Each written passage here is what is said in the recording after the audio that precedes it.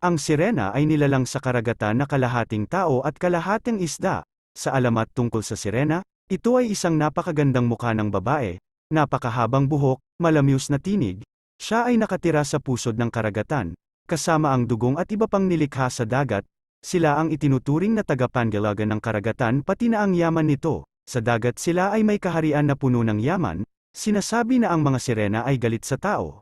Dahil patuloy ang paghuli at pagsira sa yamang dagat na kanilang kinabibilangan, sa tuwing bilog ang buwan sila ay lumalabas at naghahanap ng manlalakbay o mangingisda sa dagat.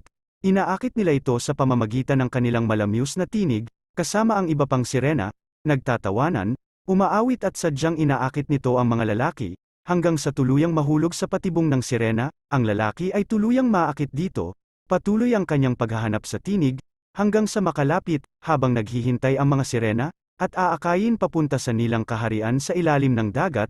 Ang kanilang reyna ay gagawin siyang asawa, at hindi na makakabalik sa lupa. Sa ibang kwento tungkol dito, kapag sila ay umibig sa tao, ay ipagkakaloob niya dito ang lahat ng kanyang yaman. Ang luha ng sirena ay mahiwaga.